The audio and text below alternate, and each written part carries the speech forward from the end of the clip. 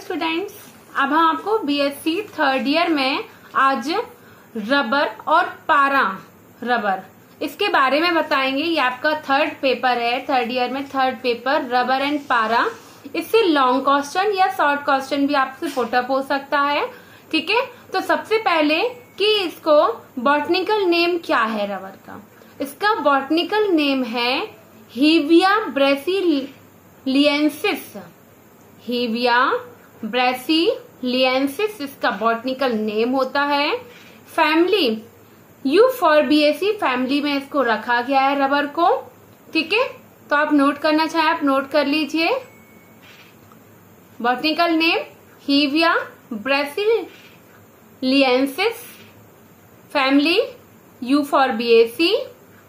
अब हम बात करते हैं रबर की। तो रबर जो होती है अमेजन घाटी के उष्ण कटिबंधीय वर्षा वाले वनों का मूलवासी लंबा वृक्ष है जिसकी ऊंचाई 20 मीटर तक होती है।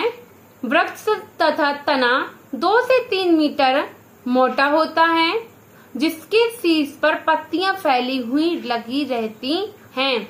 पत्तियां त्रिपर्णी संयुक्त होती हैं जिसमें वृंत लंबे होते हैं। डंठल कैसे होते हैं इसके, लंबे होते हैं। पुष्प छोटे एक लिंगी या हरे खुशबूदार होते हैं। फल 3 पट्टों वाला कैप्सूल होता है। इसका जो फ्रूट होता है 3 पट्ट में खुलता है। ठीक है, 3 पट्टों वाला ये कैप्सूल होता है। ठीक, प्रत्येक पट्ट में एक बीज होता है और प्रत्येक पट्ट में कितने, एक बीज पाया जाता है। ठीक, और फल आवाज के साथ फटते हैं।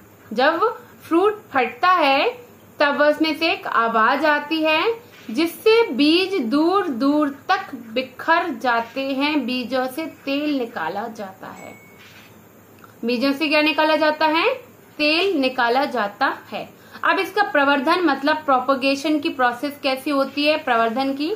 तो रबर के पौधे उष्ण कटिबंधीय वनों में तथा भूमध्य रेखा के 30 मीटर की ऊंचाई पर उगते हुए पाए जाते हैं। समुद्री स्तर से 1000 मीटर तक की ऊंचाई पर भी रबर के वृक्ष उगते हैं। इनके लिए अधिकतर सस्य संबंधी जलवायु के लिए प्रति वर्ष 175 सेमी वर्षा होनी चाहिए। कितनी वर्षा, 175 सेमी वर्षा होनी चाहिए तथा तापमान 24 से 35 डिग्री सेल्सियस तथा बहुत अधिक वायुमंडलीय आर्द्रता व गहरी दोमट 4.5 से 6.0 pH वाली मृदा होनी चाहिए। ये क्या है, प्रोपगेशन प्रवर्धन पढ़ रहे हैं अपन। रबर के वृक्ष दक्षिणी एशिया में अधिक मात्रा में पाए जाते हैं। ठीक है, तो समझ में आ रहा है आपको। रबर से क्या होता है, कायिक प्रवर्धन होता है। इनमें कटिंग द्वारा वेजिटेटिव प्रोपगेशन होता है, किंतु आजकल रबर बंडिंग जो बडिंग होती है तकनीक द्वारा अधिक उपज देने वाले क्लोन्स विकसित किए गए हैं। रबर से लैटेक्स प्राप्त करने के लिए रोग निरोधी एवं शुष्क मौसम में पत्तियों को धारण करने वाली किस्मों को चुना जाता है। वृक्षों से तेज हवाओं द्वारा हानि नहीं होती है और अधिक उपज प्राप्त होती है। ठीक है, तो रबर में प्रजनन कार्य ब्रीडिंग वर्क द्वारा ऐसी किस्मों का चयन किया जाता है जिनसे 300 से 400 किलोग्राम प्रति हेक्टेयर के स्थान पर 4000 किलोग्राम प्रति हेक्टेयर लैटेक्स प्राप्त किया जाता है। लैटेक्स क्या है, दूधिया लैटेक्स होता है जो इनसे प्राप्त किया जाता है। ठीक है, तो अब हम दूधिया लैटेक्स में जिनसे 300 से 400 किलोग्राम प्रति हेक्टेयर दूधिया लैटेक्स प्राप्त किया जाता है। ठीक, और 6 से 7 वर्ष पुराने हो जाते हैं तब टैपिंग किया जाता है। इनको हम टैपिंग की विधि से टैप करते हैं। ठीक है, और जिससे गाढ़ा लैटेक्स निकलने लगता है। अधिकतर लैटेक्स 12 वर्ष पुराने वृक्षों से प्राप्त होता है। कितने वर्ष पुराने वृक्षों से, 12 वर्ष पुराने वृक्षों से अधिकतर क्या होता है, लैटेक्स अधिकतर प्राप्त होता है। टैपिंग की प्रोसेसिंग और क्या कैसी होती है प्रोसेसिंग की क्रिया। तो लैटेक्स एकत्रित करने वाले श्रमिक वे वन्य वृक्षों को काटकर लैटेक्स एकत्रित करते हैं और फिर वे वृक्षों को जगह जगह पर टैपिंग करके लैटेक्स एकत्रित करते हैं। ऑब्वियसली जब भी आप चाय की पत्ती होंगे, कहीं भी आप जाते हैं, किसी भी चीज का कलेक्शन करना होता है, तो उनके लिए श्रमिक कार्य लगाए जाते हैं और वो टैपिंग करके हर वृक्ष से क्या करते हैं, लैटेक्स को एकत्रित किया जाता है। ठीक है। और वृद्धि वलय कटने का भी खतरा रहता है कि वृद्धि वलय ग्रोथ रिंग ना कट जाए तथा वृक्ष कुरूप हो जाते हैं। अतः आजकल वृक्षों में ऊपर की ओर टैपिंग चाकू द्वारा चीरा लगाकर लैटेक्स निकाला जाता है। किस माध्यम से? चाकू द्वारा चीरा लगाकर भी लैटेक्स को निकाला जाता है।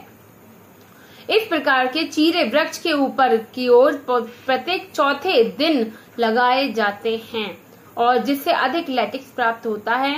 इसके विपरीत वृक्ष के आधार की ओर चीरा लगाने से लैटेक्स प्राप्त होता है। आधार की ओर भी लैटेक्स वेसल्स तने की कास्ट ऊर्ध्वाधर स्थित न होकर एंटी क्लॉकवाइज सर्पिलों में सीधी ओर विन्यस्त होती हैं, जो लंबवत 30 अंश का कोण बनाते हैं। ये छाल के संकेंद्रीय वलय बनाते हुए द्वितीयक फ्लोएम की वलयों में एकांतर क्रम में लग होते हैं। वेसल्स प्रत्येक वलय से पार्श्व दिशा में जुड़े होते हैं, किंतु तने की मोटाई बढ़ने पर इस प्रकार के कनेक्शन नहीं रह पाते। जब तने की मोटाई ग्रोथ होती है तो ये कनेक्शन नहीं रह पाते। भीतरी छाल में बाहरी छाल की अपेक्षा अधिक वेसल्स पाई जाते हैं। टैपिंग द्वारा अधिकाधिक लैटेक्स प्राप्त करने के लिए छाल को कास्ट के समीप तक काटना चाहिए। छाल को कहाँ तक? कास्ट के समीप तक काटना चाहिए और इस बात का ध्यान रखना चाहिए कि संवहन कैम्बियम ना कटने पावे, कि संभवतः जो कैम्बियम है, क्योंकि कैम्बियम से ग्रोथ रिंग का निर्माण होता है, ग्रोथ वलय बनती हैं, तो कैम्बियम पर अटैक ना हो और कैम्बियम ना कटे। ठीक है। प्रोसेसिंग तक पहुंचने से पूर्व सफाई का पूर्ण ध्यान दिया जाए। उत्तम गुणवत्ता वाले रबर प्राप्त हो जाए। टोकरी, बाल्टी आदि में लैटेक्स एकत्रित कर लिया जाता है। धूल आदि तक ना पहुंचे प्रबंध किया और सांध करके ठोस गोला बॉल का बना लिया जाता है। रबर की अशुद्धियों को एंटी एल्जीनेट्स द्वारा उपचारित भी कर लिया जाता है। इसी प्रकार से कितना टैंकों में स्थानांतरित इसको कर दिया जाता है और 400 ग्राम लैटेक्स में 2 किलोग्राम के हिसाब से मिला दिया जाता है एसिटिक अम्ल। ठीक है। तो ये तो हो गई अपनी प्रोसेस। और इस जिससे पानी को भी हम अलग कर लेंगे, थक्का बना लेंगे। इससे 3 मिमी मोटाई वाली शीट से रूप में सुखाकर प्राप्त कर लिया जाता है, जिसे क्रेप रबर कहते हैं। कभी कभी लकड़ी को जलाकर पायरोलिग्नियस अम्ल का धुआं इस सीड्स को दिया जाता है और यह सीट रबर कहलाती है। सीट रबर धुंधली भूरे रंग की लचीली टिकाऊ होती है और इसी रूप में इस रबर का निर्यातन किया जाता है।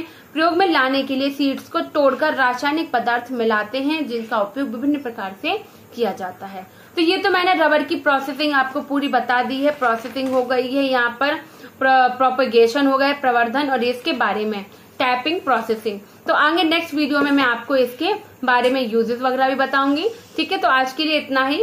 Thank you.